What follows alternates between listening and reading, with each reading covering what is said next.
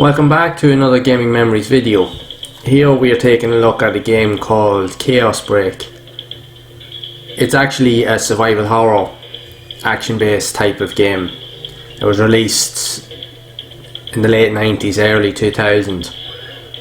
And it's actually a sequel to a game called Chaos Heat that was originally released in the arcades, but it was only available in Japan. So the sequel here, Chaos Break, was released for consoles at a later date.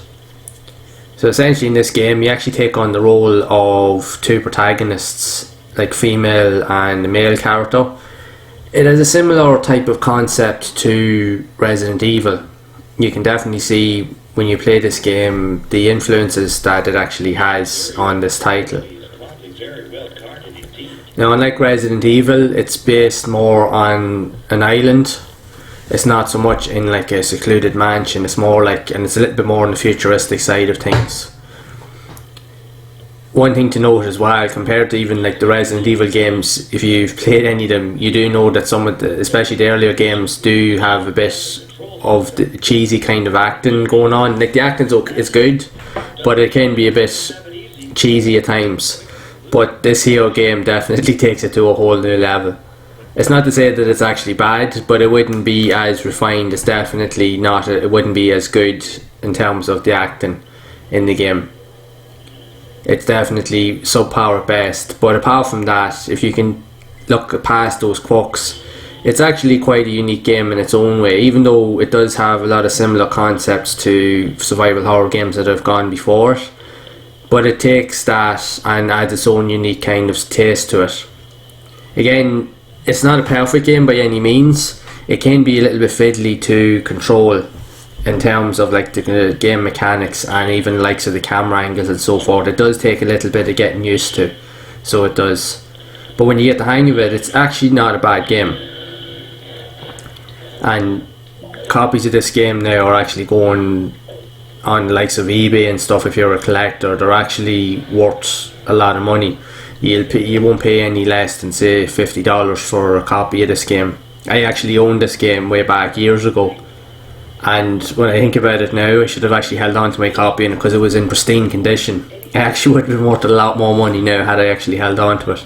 But sure, at the time you didn't realise that. You didn't realise certain games were going to go up in value. But this game is quite rare now, so it is hard to find a really good physical copy of it that's in really good condition. And if you do happen to find it, you will end up paying for it.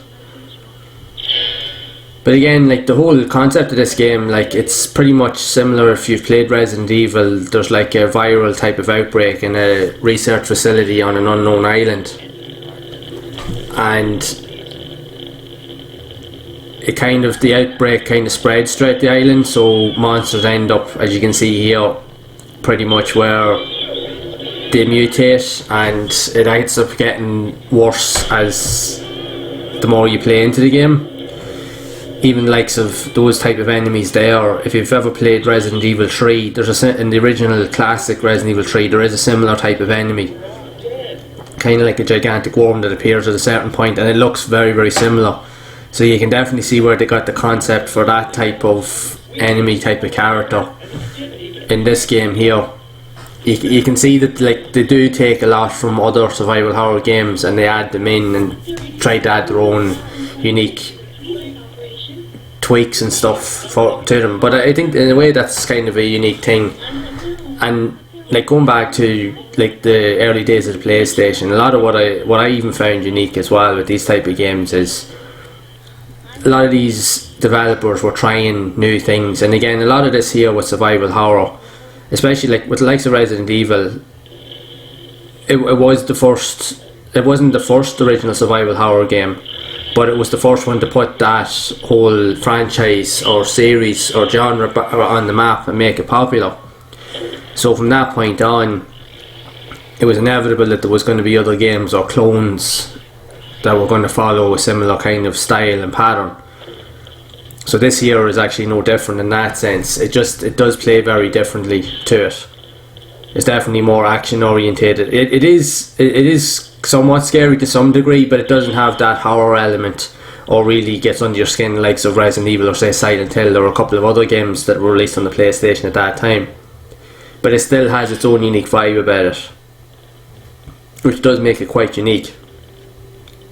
But again, it's definitely based more of an arcade type game, because the original game, I think I seen pictures of it on the internet at one point where it was like more like an arcade kind of shooter type thing, a little bit like House of the Dead, if you've ever played any of the House of the Dead arcade games, or on the Sega Saturn or Dreamcast.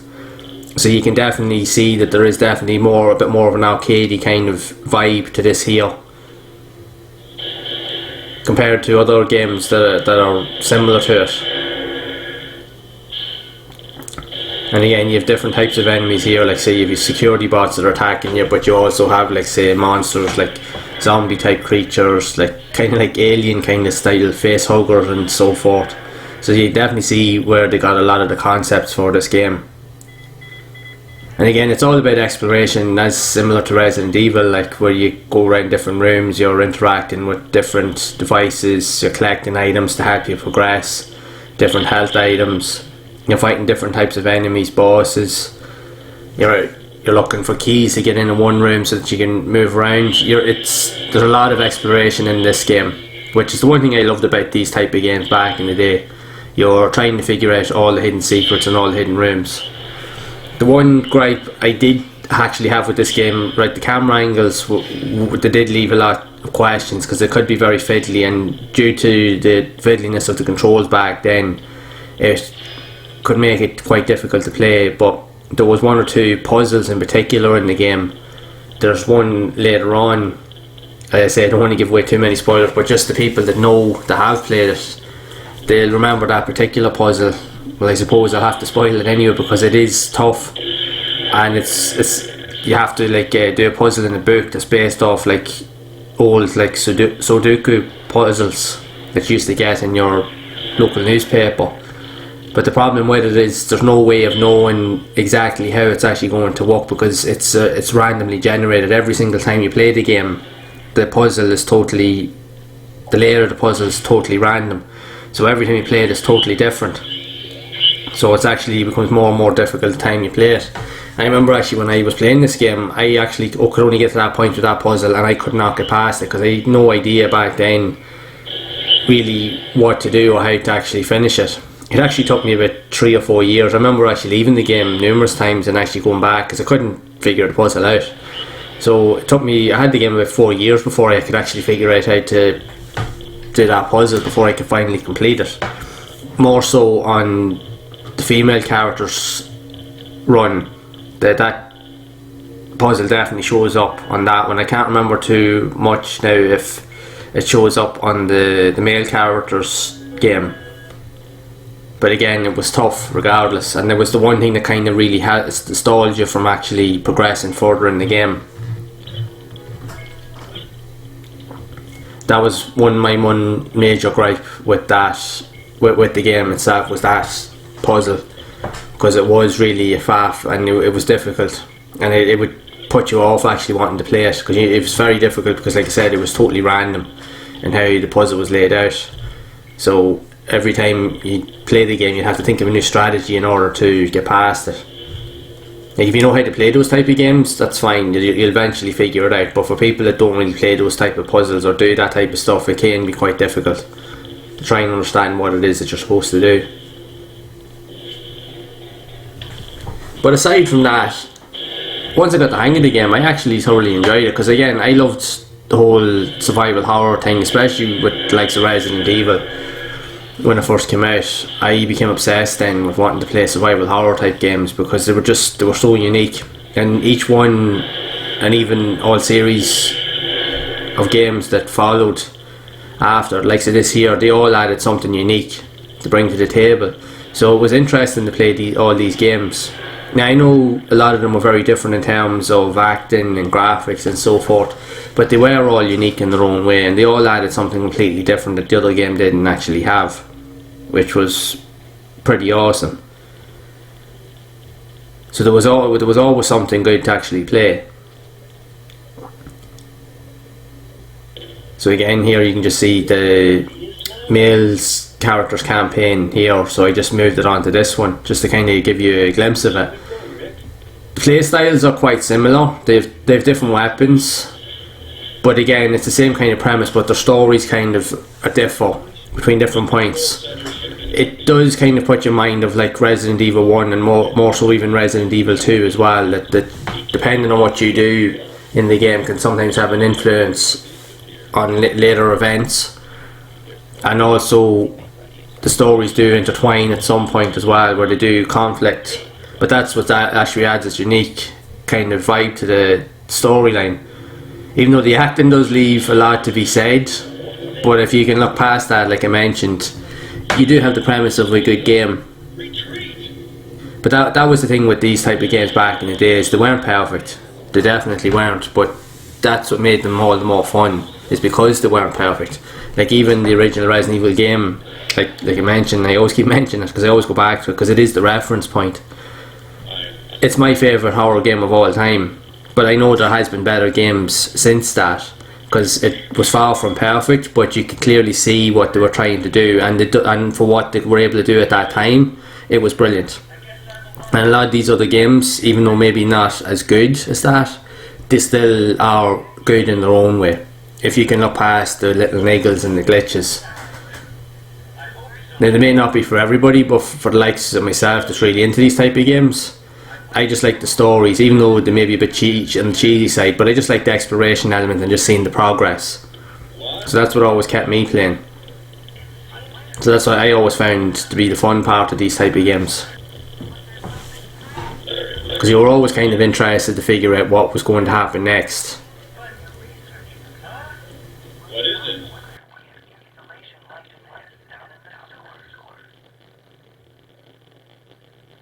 Larry, be careful. Yeah, I know, but... Huh? What is it?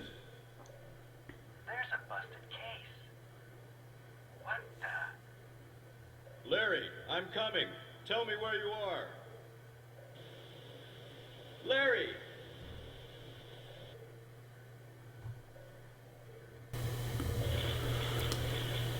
As you can see, like the acting isn't as good as some games, but again, a lot of these games back in those days, the story focus was one part of it, but the acting wasn't really as big of a focus back then compared to like games of today, whereas now they've bigger budgets and they've big and well-known actors and voice actors doing a lot of the character voiceover, so it makes the games a lot more realistic. Back then that wasn't so much heard of, it was more about the gameplay.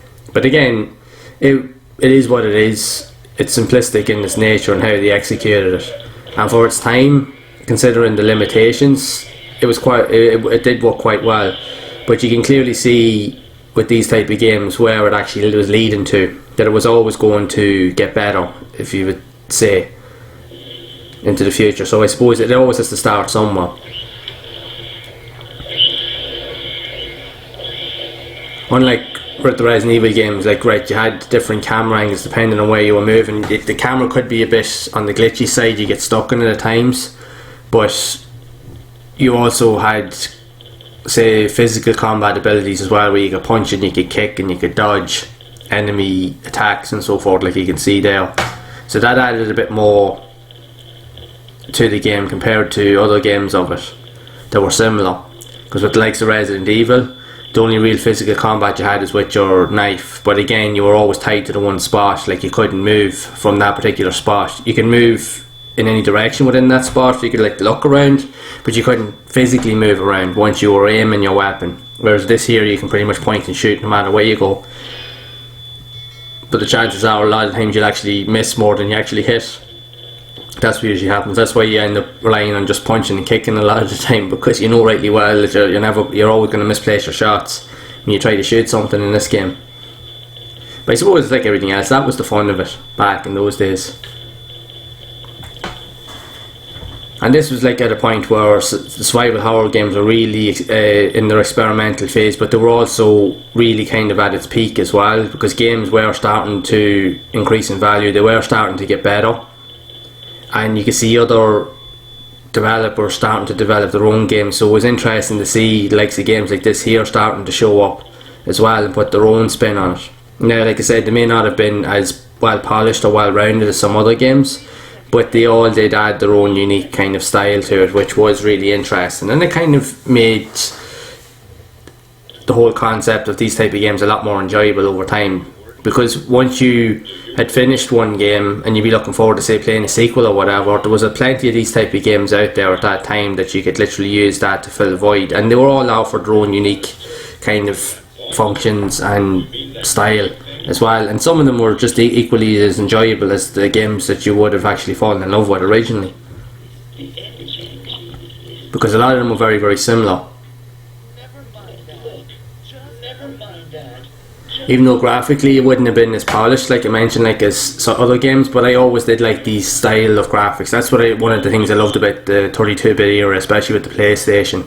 I just actually love all that kind of the blocky style graphics. They may not have been realistic, especially when you compare them to games of today, but at the time they really did stand out. And even though graphically they may not have been as good, but you could definitely see the presence of the characters on the screen and what they were trying to do. And it still, in my opinion, it still works. So it does. Because even at that, from my experience, like with games like this, it's not always about the graphical quality. If you actually like the actual game you're playing, the graphics isn't really as much of an issue. Some of the best games I've actually ever played were games that weren't graphically as polished, but they had really good stories and really good game mechanics. So it pretty much all depends on what you make of it. At the end of the day, it's always up to the individual when you're playing these type of games, what you actually want to do with it, or if you want to enjoy it or not. It's totally up to yourself. As you can see here with the likes of this character, similar to the female character, you do have the ability to, say, engage with other characters to kind of progress the story further, and then again you can go around different areas and unlock key features and stuff, or even hidden rooms, and even find hidden items that you wouldn't be able to find normally through searching to like lockers and boxes and so forth. And that added to the element of it, all that exploration. That was the one thing I really enjoyed about it, and it kept you really, really interested in the game. And then obviously when you're playing through the game, you have different tasks and so forth to try and complete along the way too, and they all had an influence on how the game played as well, so they could have a reaction depending on how you actually played and what you actually were doing at the time. Again, it's totally up to how you play and how you actually see the game when you're playing it, like, and how much you're enjoying it. As you can see here, you can see why the cameras and the shooting mechanics aren't as great, because you're kind of shooting blind, especially with certain enemies, because they're flying around. It's harder to hit them. You could be there all day literally.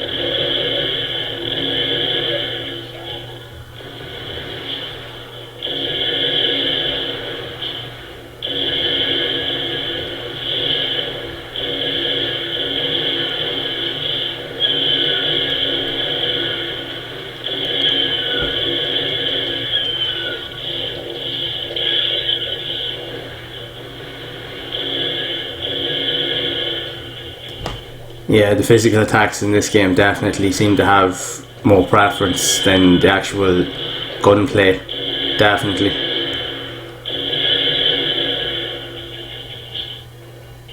But at the end of the day, it is what it is, and it's totally up to yourself how you want to play these type of games, and if there's something that may be of interest to you or not. But again, this game was unique. I definitely enjoyed it. It took a while, I admit, to get into it and to actually play it and figure it out, especially with a lot of the puzzles. But I enjoyed it nonetheless, and eventually I did get to finish it. So it is quite unique. And again, it just I just love this era of gaming, and I love the horror type games of this type of era. And I'm sure anyone that's played these type of games will feel the same. So that's it now for this video of Chaos Break. And at least it's kind of giving you some insight and more knowledge of these type of survival horror games on the PlayStation, so that at least you can go out and try and experience them for yourself, because it is definitely worth having a go, especially if you're into these type of games. So if you have enjoyed this video, make sure to leave a like on the video. Also hit the subscribe button and hit the bell icon to be updated whenever I release new videos. And as always, make sure to keep playing these classic games, and make sure to keep those gaming memories alive.